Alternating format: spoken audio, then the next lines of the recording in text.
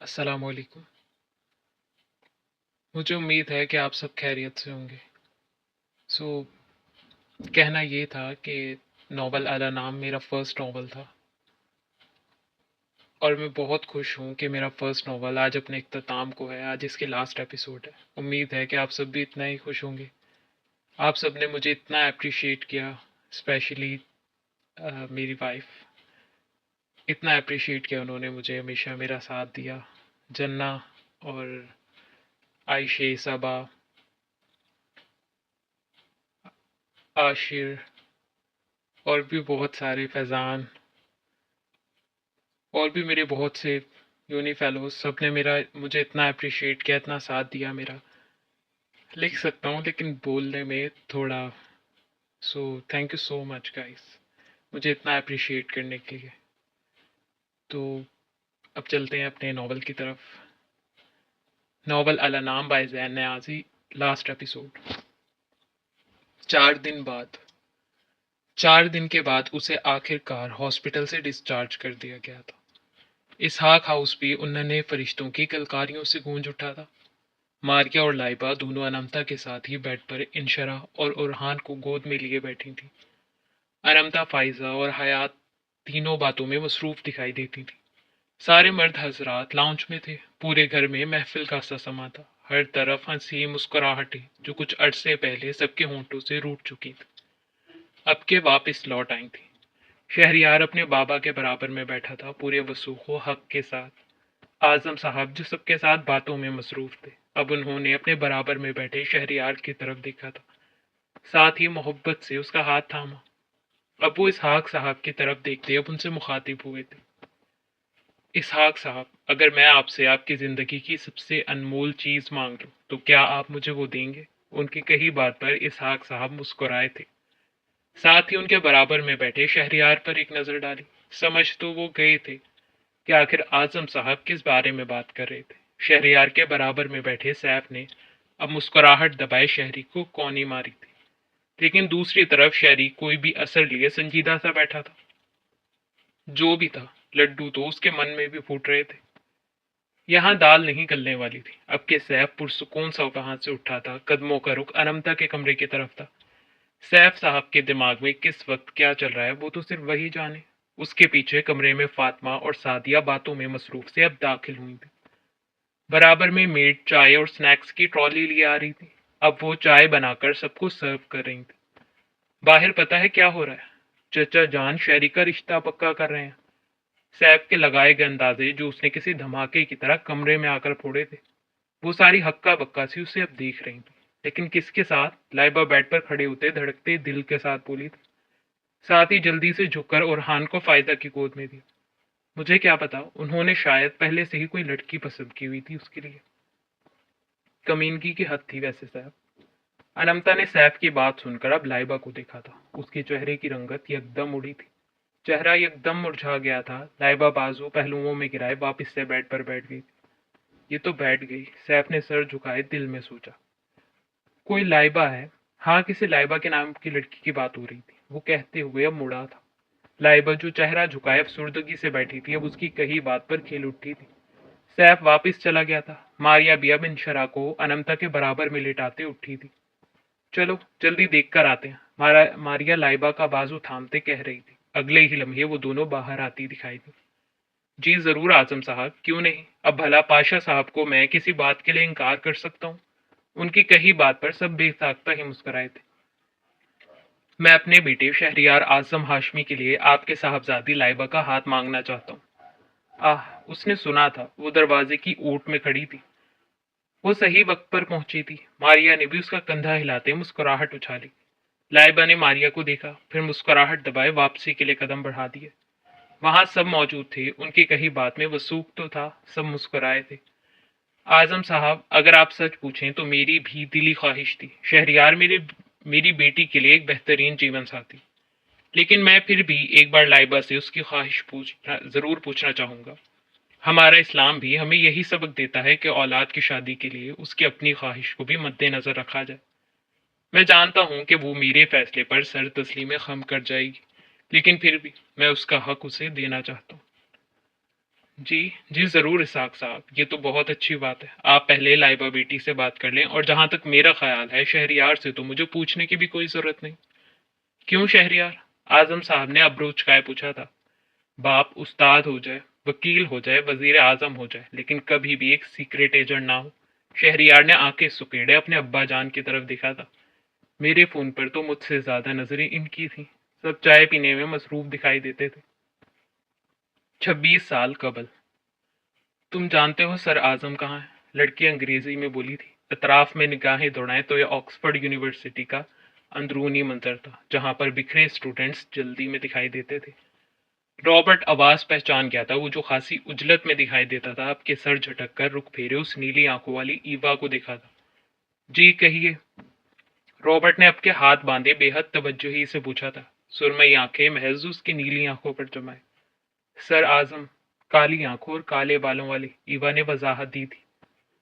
جانتا ہوں میں، کالی آنکھوں اور کالے بالوں والے۔ رابرٹ کا حلق تک کڑوا ہوا تھا۔ مجھے کیا پتا کہاں ہے؟ میں کیا تمہیں کوئی جاسوس دکھائی دیتا ہوں جو ہر وقت ان کی جانچ پڑتال کرتا رہوں گا؟ 5 منٹ بعد فزکس کی کلاس ہے، تمہارا تو کوئی ارادہ نہیں لگتا کہ تم آج بھی کلاس اٹینڈ کرنے والی ہو۔ خیر، میں نے آخری بار انہیں لائبریری میں دیکھا تھا۔ وہ کہتے ساتھ ہی اب کے مڑا تھا، وہ بھی مڑ گئی تھی۔ رابرٹ جانتا تھا اب یہ راستے ہمیشہ ہی خفا رہنے والے تھے، جدا رہنے والے تھے۔ یہ سحر تھا ان سیاہ آنکھوں کا جو ان نیلی آنکھوں کو مبتلا ہو چکا تھا۔ رابرٹ نے سرد آہ بھرتے ان کی طرف قدم بڑھائے تھے، اندر کی طرف۔ وہ لائبریری میں ہی تھا۔ ایوا نے کھلے دروازے سے جھانک کر دیکھا تھا۔ پتہ نہیں وہ اب ہاں میں جواب دے گا یا نہ میں۔ ایوا بھاری دل کے ساتھ اندر داخل ہوئی تھی۔ اگلے ہی لمحے وہ دونوں ایک طویل میز کے طراف میں بچے چیئرز پر آ بیٹھے تھے۔ ایوا، آپ جان چکی ہیں کہ میں ایک سیکرٹ ایجنٹ ہوں، پھر بھی آپ میرے ساتھ رشتہ قائم کرنا چاہتی ہیں۔ میری زندگی کا ایک ایک لمحہ فرائض سب میرے وطن کے نام ہے۔ میری زندگی کٹھن ہے، اور جو بھی لڑکی میری زندگی میں شمولیت اختیار کرے گی، یہ زندگی اس کے لیے بھی اتنی ہی مشکل ترین ہوگی۔ اور میں یہ بالکل بھی نہیں چاہوں گا کہ وہ لڑکی آپ ہوں۔ وہی نرم لہجہ، وہی باتیں، وہ ایک بار پھر سے اسے سمجھانے لگا تھا۔ ایوا کا دل کیا تھا کہ وہ خفا ہو جائے، جیسے ہو جایا کرتی تھی سب کے سامنے۔ وہ اس کی سیاہ آنکھوں میں دیکھ رہی تھی۔ نہیں لگا تھا کہ اس کے خفا ہونے پر وہ اسے منائے گا۔ اس کا محبوب ظالموں سے بھی زیادہ ظالم تھا۔ مجھے قبول ہے سب، اگر آپ کا ساتھ ہوگا تو مجھے کوئی مشکل نہیں ہوگی اعظم۔ وہ ایک آخری کوشش کرنا چاہتی تھی، آنکھوں میں اب کے نمی اتری تھی۔ وہ چاہتی تھی کہ وہ مان جائے۔ اعظم نے سر جھٹکا تھا۔ وہ نیلی آنکھوں میں آنسو تیرتے نہیں دیکھ سکتے تھے۔ وہ معصوم تھی، بے حد، اور تنہا بھی۔ وہ اپنی گرینی کے ساتھ رہتی تھی، ان کے علاوہ اس کا کوئی اور رشتہ نہیں تھا۔ پتہ نہیں کیوں انہوں نے اس کے متعلق جاننے میں اتنی دلچسپی لی تھی۔ دل کی باتیں تھیں، دل ہی جانے۔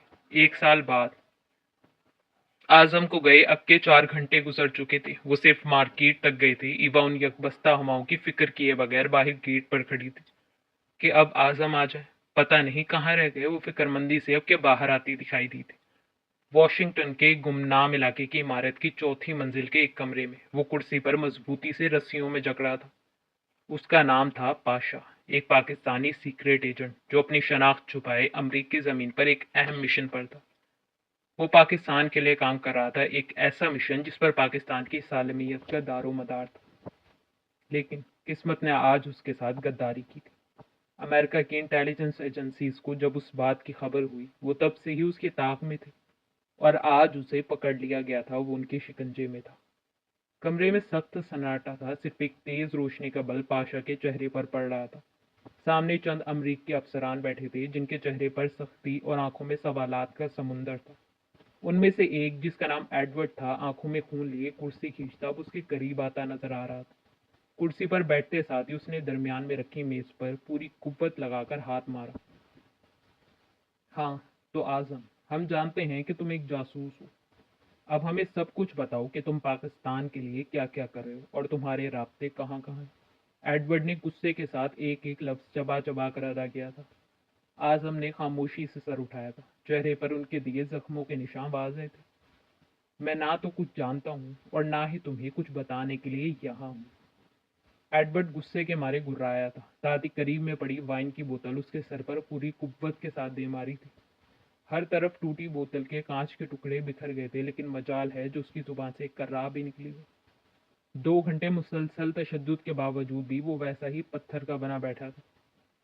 इसकी बीवी का क्या हाल है कारतूस? अब के एडवर्ड अपने साथी से मुखातिब हुआ था। आजम ने सर उठाकर उन दोनों को देखा था। आंखों में खून तैश सब एक साथ ही उतर आया था। अगर एक बार एडवर्ड उसे खोल देता तो वो उनकी पूरी तश्कील करदा टीम पर गालिब आ जाता। कारतूस ने कहका लगाते हाथ हवा में किसी जहाज की तरह उड़ाया था। She is dead. साथ ही वो धीरे से बोला। वॉशिंगटन में मौजूद पाकिस्तानी एम्बेसी को जब आजम की गिरफ्तारी की खबर मिली तो फौरन इस्लामाबाद को मुत्तला किया गया। आईएसआई के डायरेक्टर ने फौरन एक खसूसी टीम तश्कील दी जिसकी क़यादत कर्नल तैमूर के हाथों में थी, एक तजुर्बाकार और बेखौफ सीक्रेट एजेंट। अनथक मेहनत के बाद आजम को पाकिस्तान ले आया गया था। यहीं से शुरू हुआ था आजम की गुमनामी का सफर, अपनों के खो जाने का सफर। थक हार कर जिन बच्चों को मुर्दा समझकर वो अपनी जिंदगी गुजारने वाले थे, उन्हें क्या पता था कि यही बच्चे उनके आगे की जिंदगी गुजारने का सबब बनने वाले थे। मुस्तकबिल बड़ी ही महारत के साथ उसके हाथ कैनवस पर चल रहे थे। आखिरकार 4 माह बाद उसका आर्ट वर्क अपने इख्तिताम को पहुंचने वाला था, जिसमें वो चारों थे, उनकी पूरी फैमिली, उनकी माँ ईबा भी। तुम्हारा अंदाज अपनी माँ से बिल्कुल भी मुख्तलिफ नहीं। तुम बिल्कुल ईबा की तरह पेंटिंग करते हो। आजम साहब बोले थे। बाबा, आपको पेंटिंग में मामा ने आपकी वो पेंटिंग भी मामा ने ही बनाई थी ना, रेड ब्लड हॉर्स वाली? वो भी कैनवस पर एहतियात से ब्रश चलाता मुस्कुराते हुए पूछ रहा था। हाँ, तुम्हारी मामा ने ही बनाई थी। अब आप मुझे ये बताएं कि मामा की पेंटिंग में वो क्या चीज़ है जो उनके आर्ट वर्क को सबसे मुख्तलिफ बनाती है? लेकिन मुझसे नहीं, क्योंकि मेरा स्टाइल भी वही है। वो उन्हें चैलेंज कर रहा था। आजम साहब उसकी बात सुनकर अपनी जगह से उठते उसके करीब आए थे। आंखें सुकेड़े वो अब उस पेंटिंग को देख रहे थे। आह, शायद उन्हें समझ नहीं आ रही थी। उन्होंने रुख फेर कर शहरी को देखा, जो कि मुस्कुराहट दबाए खड़ा था। बाबा बताएं, उसने अब्रोच उचकाए फिर से पूछा। आजम साहब ने हार मानते हुए नफी में सर हिलाया। ब्लू आउटलाइन बाबा, वो कहते हुए हंसा था। वो भी मुस्कुराए थे। मामा भी आउटलाइन ब्लू करती थी और मैं भी ब्लू करता हूँ। आमतौर पर आर्टिस्ट ब्लैक कलर का ज़्यादा इस्तेमाल करते हैं, लेकिन हम ब्लू करते हैं। ओह हाँ, ये तो मैं भूल ही गया था। इतना आसान जवाब था। जी बाबा, इतना आसान था। रात का वक्त था। वो गायब दिमागी से कमरे से मुलिका बालकनी में खड़ी खला में घूर रही थी। स्याह आसमान पर फैली तारों की चादर, इर्द गिर्द छाई खामोशी, फिजा में सुकूत के साथ फैली हल्की सी फनकी की रमक। एकदम ही होठों को मुस्कुराहट ने छुआ था। वो सर झुकाए मुस्कुराई थी। अब की निगाहें अंगिश्ते दिल में पहनी उस नीले नगीने वाली अंगूठी पर जा टिकी। उसकी जिंदगी से जुड़ी हर कीमती शय से भी ज्यादा कीमती था वो। वही जो साहिर था, जो लफ्जों से अपनी मोहब्बत का सहर फूंकना बहुत अच्छे से जानता। क्यों शर्माया जा रहा है? उसके अकब से आवाज आई थी। वे एकदम ठटक कर मुड़ी। पता नहीं वो कब उसके पीछे आकर खड़ा हुआ। उसे खबर ही ना हुई। मैं तो नहीं शर्मा रही, वो अब के संभलते हुए बोली थी। वाकई वो जैसे उसकी बात सुनकर महसूस हुआ था। कदम आहिस्ता आहिस्ता उसी की तरफ बढ़ रहे थे। शर्मा नहीं रही थी।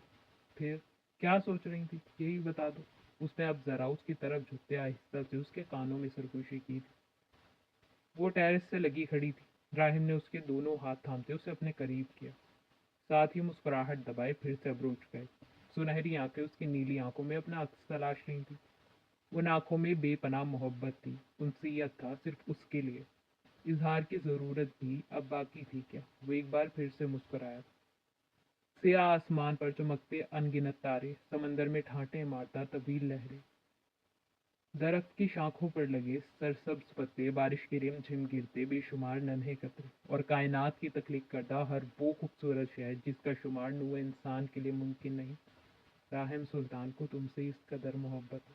राहिम ने आगे को झुककर उसका माथा चूमा। उसने एक लम्हे के लिए आंखें बंद की। आंखें बंद करते भी एक वही दिखाई देता था। राहिम ने अब उसकी सुर्ख पड़ती नाक को छुआ था। ऐना, तुम जानती हो ज्यादा मौसम तुम्हें कितना तंग करता है? बीमार पड़ जाओगी। अभी भी इतनी सर्दी है। नाक और गाल देखो, सुर्ख हो रहे हैं सर्दी से। अब वो उसके लिए खासा फिक्रमंद दिखाई दे रहा था। वो मुस्कुराई थी। उसके मामले में वो हमेशा से ही ऐसा था, फिक्र करने वाला, हर जिद मान जाने वाला। तुम अपना ख्याल बिल्कुल भी नहीं रखती। वो उसे कंधे से थामे हुए था। वो दोनों आहिस्ता आहिस्ता कमरे की तरफ बढ़ रहे थे। खैर, دیر یا بدیر ہی صحیح، ان سب کی آزمائشیں بھی اپنے اختتام کو پہنچی تھی۔ ہر آزمائش کے ساتھ خوشحالی کی نوید ہے۔ آزمائشوں کا سلسلہ شروع ہی تب ہوتا ہے جب آپ اپنے رب کو محبوب ہو جاتے ہیں۔ یہ وہ لمحات ہوتے ہیں جب اللہ اپنے محبوب بندوں کو آزماتا ہے تاکہ ان کا صبر، استقامت اور دعا پر یقین مزید پختہ ہو جائے۔ جس طرح ہر کہانی کا ایک انجام طے ہوتا ہے، اسی طرح بہت سی کہانیاں آپ کو اپنی شروعات سے ہی زندگی کے مختلف پہلوؤں کی سیر پر لے نکلتی ہیں۔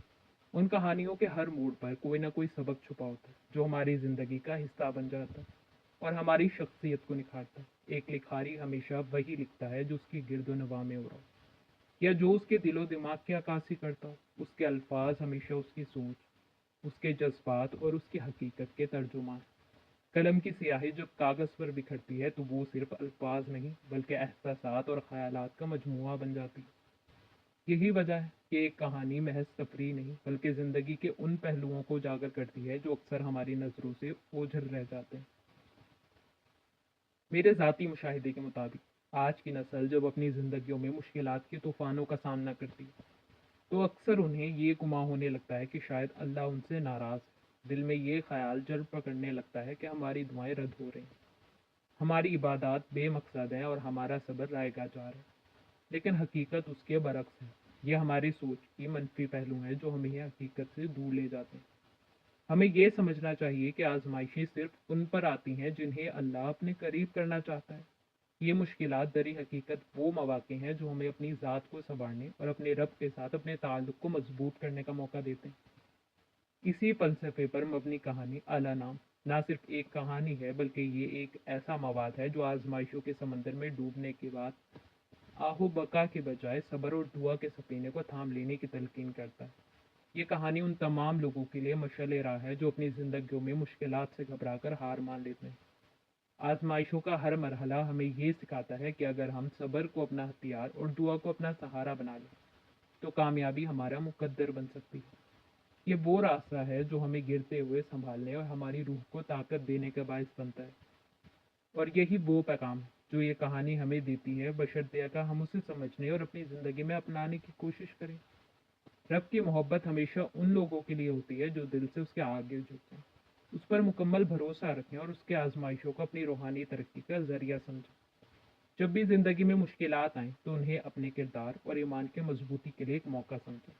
یاد رکھیں، ہر آزمائش کے بعد ایک کامیابی اور ہر اندھیری رات کے بعد ایک روشن صبح ضرور ہوتی ہے۔ پھر ایک سوال آپ خود سے کریں کہ کیا آپ صابرین میں سے ہیں؟ ختم شد۔